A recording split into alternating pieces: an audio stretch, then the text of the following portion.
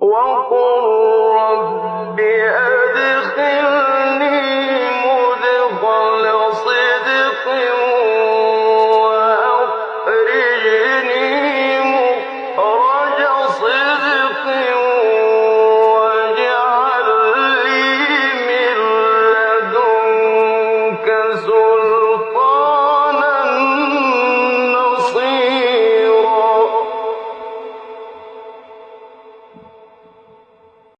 Chers frères et sœurs, l'imam Tirmidhi rapporte sur Abu Barza, Nadla ibn Ubayd al-Aslami, qu'il a dit, le prophète sallallahu alayhi wa sallam a dit, les pieds d'un serviteur ne bougeront pas le jour de la résurrection tant qu'il n'aura pas été interrogé sur 4 choses. Sur sa vie, dans quoi l'a-t-il passé? Sur sa science, qu'a-t-il fait avec? Sur son argent, d'où l'a-t-il gagné et comment l'a-t-il dépensé? Et sur son corps, dans quoi l'a-t-il usé? On sera tous, chers frères et sœurs, questionnés sur ces 4 choses. On sera questionnés sur notre vie, le temps qu'on a passé sur cette terre. On sera questionnés sur le savoir que nous avons acquis. Est-ce qu'on l'a traduit dans notre vie ou c'est seulement resté quelque chose de théorique qu'on thésaurisé dans notre mémoire? Et on sera questionné sur l'argent, comment on l'a obtenu et comment on l'a dépensé. Et on sera questionné sur le corps qu'Allah Azza wa Jalla nous a donné, comment on l'a usé et comment on l'a protégé. Nous savons tous, chers frères et sœurs, que l'argent et les biens matériels représentent un élément essentiel de la vie des êtres humains sur terre. Si bien que la majorité du temps que nous passons dans notre vie et la plus grande partie de l'effort que nous fournissons nuit et jour se consacre à l'acquisition de l'argent et à la dépense de l'argent. Et c'est pour cela que nous allons être questionnés sur ce fait-là, sur la manière dont on a gagné l'argent et sur la manière dont on l'a dépensé. L'islam a mis en place une batterie de décrets relatifs au gain de l'argent et à sa dépense. Le Coran ainsi que la sunna du prophète sallallahu alayhi wa sallam n'ont cessé de mettre en garde les musulmans contre le fait de prendre l'argent d'une manière illicite ou de le dépenser d'une manière illicite. Le Coran et la sunna n'ont pas cessé d'orienter les musulmans vers la meilleure manière avec laquelle ils doivent gagner leur argent et la meilleure manière avec laquelle ils doivent le dépenser. C'est ainsi qu'Allah Azza wa Jal a dit, ce qui signifie « Ô vous les croyants, que les uns d'entre vous ne mangent pas les biens des autres illégalement, mais quand il y ait du négoce légal entre vous, par consentement mutuel. » Autrement dit, tu n'as pas le droit de gagner l'argent de quelqu'un d'autre sans que ça ne se fasse d'une manière légale et sans qu'il n'y ait une rétribution sur cet argent, une rétribution positive sur cet argent que tu as obtenu. Tu lui as vendu une marchandise ou tu lui as rendu un service physique ou un service mental et c'est pour cela que tu as mérité son argent. Il ne t'a donné l'argent que déjà par agrément et il ne t'a donné l'argent que parce qu'il a bénéficié de ta part de quelque chose de positif, qu'elle soit mentale ou physique. Et parmi les choses que l'islam a interdit dans la manière de gagner l'argent, la triche dans la vente, l'usure, le riba dans les transactions financières, la vente de tout ce qui est illicite pour la consommation, illicite pour l'utilisation ou son achat, les jeux de hasard ou bien les jeux d'argent. Et l'islam a combattu ces opérations d'une manière terrible parce qu'il sait qu'elles causent énormément de dégâts dans la société et qu'elles sont néfastes à la vie et à l'équilibre de l'humanité sur terre. Et les jeux de hasard et les jeux d'argent font partie justement de ces choses qui sont abominables et qui ont été combattues par l'islam. Allah Azza wa Jal a commencé d'abord par mettre en garde les musulmans contre ces pratiques et par leur montrer que leur bienfait est minime par rapport à leur méfait.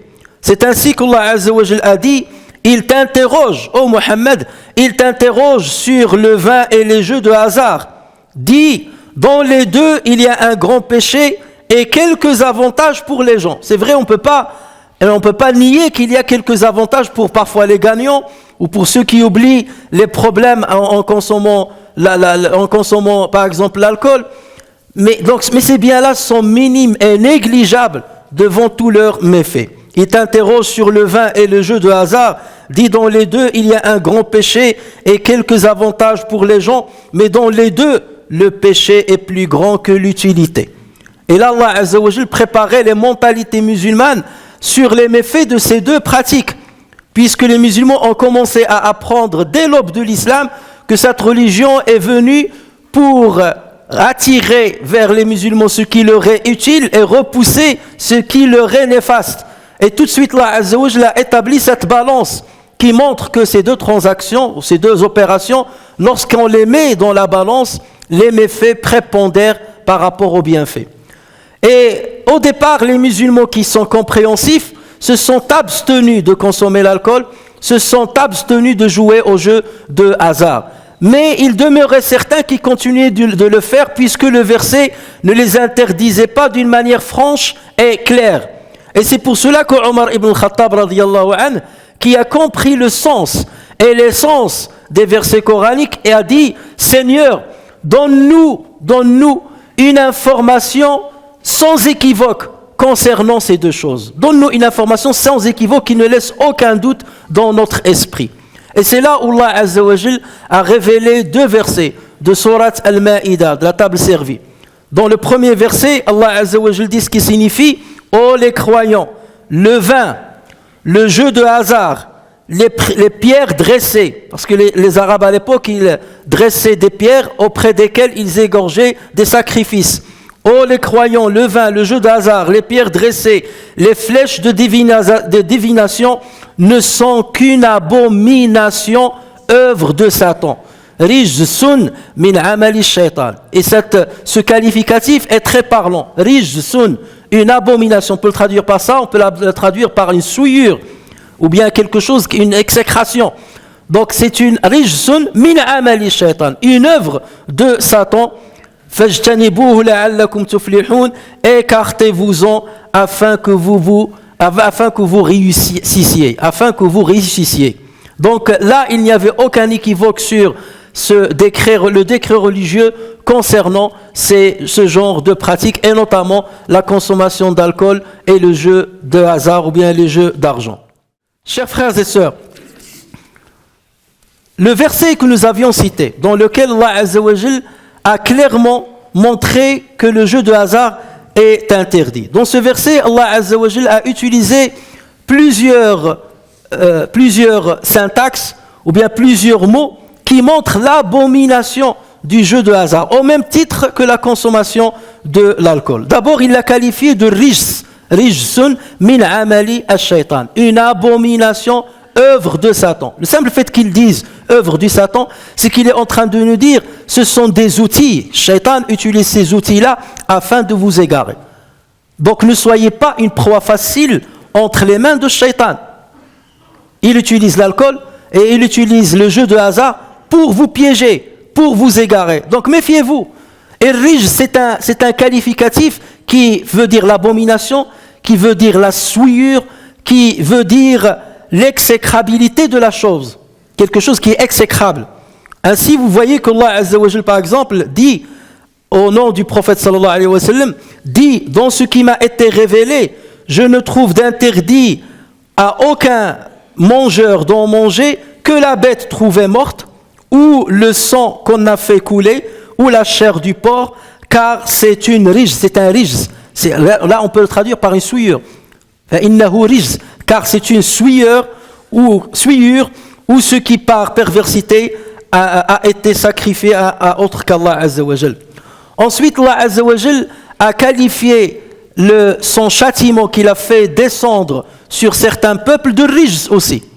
Ainsi, on trouve dans le Coran que Ad, alayhi as-salam, a dit قد وقع عليكم من ربكم رجس وغضب. Vous voilà frappé, il disait à son peuple, vous voilà frappé de la part de votre Seigneur d'un rijs, qu'on peut ici traduire par un supplice, d'un rijs wal ghadab, et d'une colère. Donc vous voyez que le terme rijs, et il fait référence toujours à ce qui est abominable et exécrable.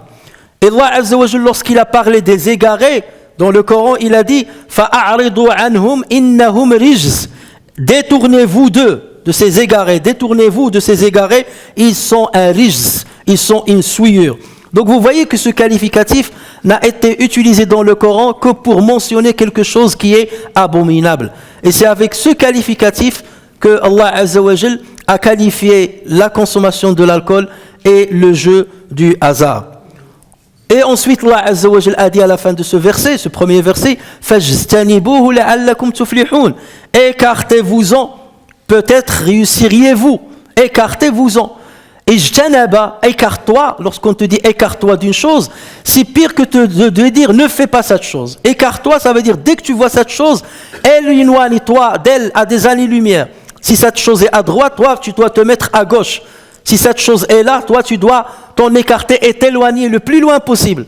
Alors que lorsque je te dis ne touche pas à cette chose, tu peux être juste à côté mais tu ne la touches pas. Mais lorsque je te dis écarte-toi de la chose, ça veut dire qu'il faut aller très très loin. Parce qu'il y a encore des gens qui te disent oui, moi je ne trouve pas dans le Coran un terme qui est explicite dans l'interdiction de la consommation d'alcool ou l'interdiction du jeu de hasard. Et il dit, Dieu il dit, il n'a pas dit muharram, moi j'attends muharram. Ça veut dire que c'est les gens qui dictent à Allah Azza wa Jal quels sont les qualificatifs et les vocables qu'il doit utiliser dans le Coran. Apprends comment il est fait l'arabe et tu comprendras ce qu'Allah Azza wa Jal a dit. Lis les versets coraniques, d'autres versets coraniques et tu comprendras le sens de chaque terme utilisé par Allah Azza wa Jal. Mais en aucun cas, tu ne peux trouver comme excuse le jour du jugement devant Allah Azza wa Jal de dire « Ah, j'ai pas compris que écartez-vous-en, ça veut dire c'est interdit ». Et si ceci ne suffit pas, ben lisez le verset qui vient juste après. Allah Azza wa Jalla dit innama yuridu ash-shaytanu an yuqi'a baynakum al-adawata wal-baghdha'a fil khamri wal-maysir. Le diable ne veut que jeter parmi vous à travers le vin et le jeu de hasard l'inimitié et la haine et vous détournez d'invoquer Allah et de la salat. Allez-vous donc y mettre fin? Donc déjà il montre que le shaitan il utilise ces moyens-là pour vous détourner d'Allah Azza wa Jalla. D'abord il sème l'inimitié entre vous. Il sème la haine entre vous et il vous écarte de l'invocation de Dieu et il vous écarte de la prière. Et ensuite, Allah Azza wa Jal utilise une interrogation rhétorique. فَهَلْ أَنْتُمْ مُنْتَهُونَ. Allez-vous vous en écarter? Et ceci est beaucoup plus parlant que le fait de dire écartez-vous-en. Là, il a posé une question. Allez-vous vous en écarter? C'est comme si Allah Azza wa Jal s'adresse à chaque personne qui continue de consommer l'alcool ou de jouer au jeu de hasard. Et il lui pose cette question. Vas-tu t'en écarter? J'attends une réponse de toi. Tu n'as pas le choix entre plusieurs réponses. Il n'y a que deux réponses. Soit tu lui dis oui, et dans ce cas tu te soumets à lui, soit tu dis non, je ne veux pas m'en écarter. Après tout ce que tu m'as dit à Allah, après tous les versets que tu m'as révélés, je ne suis pas encore convaincu, je ne vais pas m'en écarter. Et si c'était le cas, pourquoi Dieu te poserait à la base la question? Vas-tu t'en écarter? Et toi tu lui dis non, j'ai pas compris. C'est seulement tu me déconseilles, c'est pas interdit. C'est pour là que les savants disent l'utilisation qui a été faite dans ce verset-là, allez-vous vous en écarter, c'est la meilleure utilisation pour montrer le caractère abominable et interdit de la consommation d'alcool et du jeu de hasard. Chers frères et sœurs, autrefois, les jeux de hasard se limitaient à certains jeux. Comme le fait par exemple de parier sur la course des chevaux, parier sur la course des chiens, parier sur les combats de coqs, parier lorsqu'on joue les jeux de hasard, les jeux de cartes, le poker et ainsi de suite. Mais aujourd'hui, avec le développement technologique que nous connaissons, avec le développement des médias, avec le développement de la communication, les institutions et l'industrie qui s'occupent des jeux de hasard a multiplié les moyens pour piéger les gens afin de devenir accros à ces jeux-là. Aujourd'hui, tout est à portée de main pour s'engager dans le jeu de hasard, pour s'engager dans les paris sur certains jeux, même s'ils sont fictifs, même s'il n'y a pas de réalité, même s'il n'y a pas d'animaux, il n'y a rien du tout. On n'a même pas besoin d'élever des animaux, perdre de l'argent. Tu joues le jeu de hasard sur des choses qui sont fictives. Tu es sur ton écran, devant ton écran, par rapport à un jeu, et donc, allez jouer. On organise des compétitions à la télé ou bien à la radio, et on vous demande de participer avec 30 centimes, 20 centimes. Le prix d'une communication, c'est 18 centimes. Et la personne, elle dit, oui, mais 18 centimes, de toute façon, c'est rien. Devant le compte bancaire que j'ai, c'est quoi 18 centimes? Et j'ai une chance de gagner 10 millions avec 18 centimes. Ben j'y vais. De toute façon, 18 centimes, ça ne va rien arracher de ce que je possède. Ça ne va pas toucher mes économies. Ce n'est rien devant le gain espéré. Mais encore faut-il comprendre qu'il y a des millions de personnes qui vont participer au même jeu auquel tu participes. Qu'il y a des millions et des millions de personnes qui réfléchissent comme toi. Toi, tu penses que ce sont les plus intelligents, alors que c'est les plus bêtes parmi les êtres humains. Parce que tu te donnes une chance sur 10 millions, 20 millions, 30 millions, 1 milliard de personnes peut-être qui jouent sur certaines loteries, et tu te dis, je vais avoir la chance d'être le gagnant. Et à supposer que tu as cette chance-là, tu es gagnant en quoi? Qu'est-ce que tu vas gagner ici-bas et qu'est-ce que tu vas gagner dans l'au-delà? Et comment tu vas répondre à Allah Azza wa Jal? Revenons au hadith par lequel nous avons commencé ce prêche.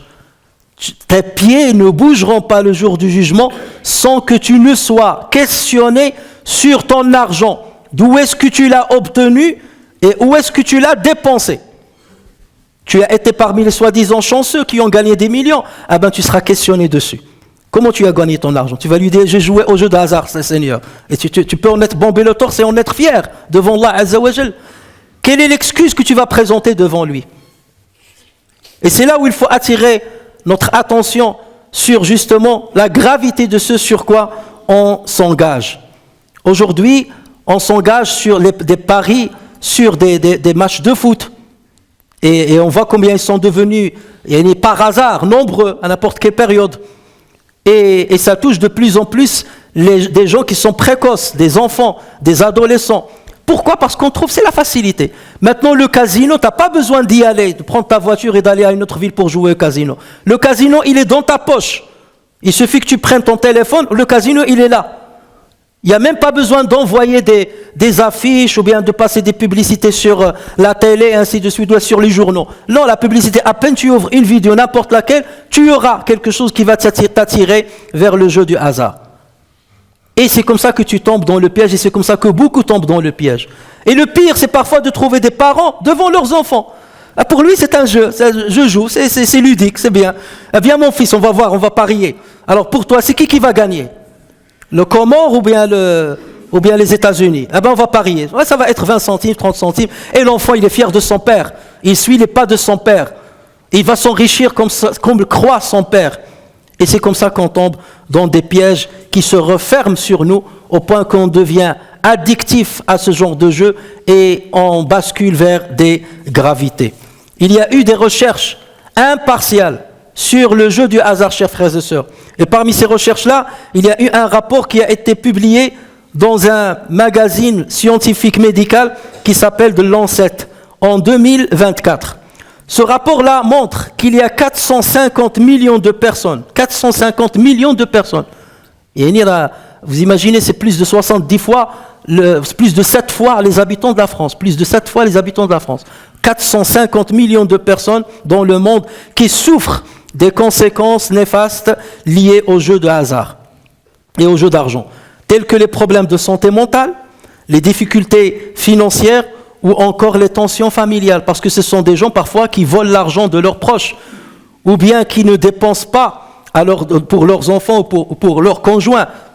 Pourquoi? Parce qu'ils ont utilisé tout l'argent pour les jeux de hasard, ceux qui se retrouvent en prison, ceux qui se trouvent ruinés. Et parmi ces 450 millions, il y a 80 millions de personnes qui souffrent d'une addiction marquée par une incapacité à contrôler leur comportement. Ils deviennent addictifs à ce jeu.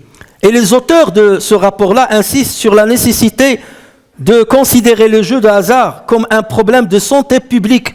Ils essaient d'interpeller les gouvernements. Et les gouvernements, parfois, ils sont sous la merci de l'industrie des jeux de hasard, qui est une industrie qui pèse très, très, très lourd. C'est parmi les plus grandes industries qui existent dans le monde. On trouve l'industrie de vente des armes, l'industrie pharmaceutique, l'industrie pornographique et l'industrie des jeux de hasard. Et l'industrie des assurances. Ce sont les plus grandes industries qui existent dans le monde. Et ce n'est pas pour rien que l'islam interpelle les musulmans sur ce sujet-là. Et ce n'est pas pour rien qu'Allah Azza wa Jalla, lorsqu'il a parlé de ce sujet-là, il a couplé la consommation du vin au jeu du hasard.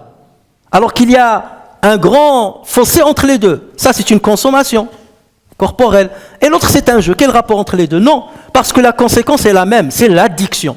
Et l'addiction, c'est un trouble comportemental qui arrive dans le cerveau. Que l'alcool ou le jeu de hasard n'est qu'un moyen qui te fait sombrer justement dans l'addiction. Et une fois la personne est addictive, elle ne se contrôle pas. Elle ne se contrôle plus. Il ne contrôle plus son cerveau, il ne contrôle plus sa vie. Il ne contrôle plus sa joie. Il ne peut retrouver un apaisement que lorsqu'il est face au jeu du hasard, que lorsqu'il est face à une machine à sous, que lorsqu'il est dans un hippodrome, que lorsqu'il est en train de courir derrière les chevaux ou bien derrière les chiens.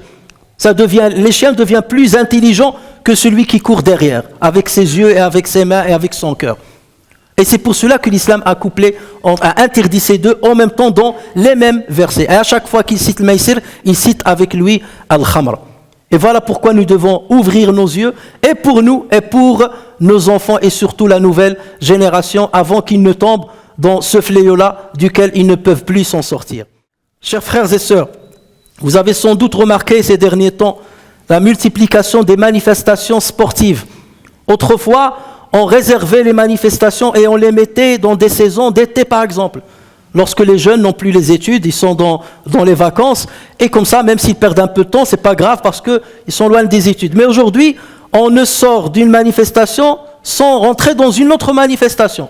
Les coupes qui commencent à se multiplier. À la coupe de tel quartier, à la coupe de la ville un tel, à la coupe de la région un tel, à la coupe du pays un tel, à la coupe du continent un tel, à la coupe des Arabes, à la coupe des Amazirs, à la coupe des... On va multiplier le nombre de coupes selon le nombre de diversités et de liens qui peuvent exister entre nous. Et au lieu que nos enfants s'intéressent à leurs études, pendant la période et la saison des études, ils sont en train de s'intéresser à ce qui ne leur sert absolument à rien. Et plus que ça, ils s'engagent dans des jeux de hasard concernant les compétitions, ils s'engagent dans des animosités avec leurs frères en islam, seulement parce que moi, Dieu a fait de sorte que je naisse dans ce pays-là, où mes parents naissent dans ce pays-là, et l'autre, il a eu la chance de naître dans un autre pays, ou ses parents dans un autre pays. Donc de fait, l'autre devient mon ennemi, mon adversaire ou bien mon ennemi. Et on commence à engager des animosités, des critiques, et chacun rabaisse l'autre sur quoi? Sur une équipe de quelques personnes qui tapent sur un ballon rempli d'air. Et on est fier. Je suis fier de mon pays parce qu'il y a une sélection, 22 personnes qui ont été sélectionnées, qui savent jouer, qui savent dribbler. Et qu'est-ce que toi tu as apporté à ces gens-là pour qu'ils jouent? Qu'est-ce que tu as apporté à ton pays? Quelle est l'intelligence par laquelle tu as servi ton pays?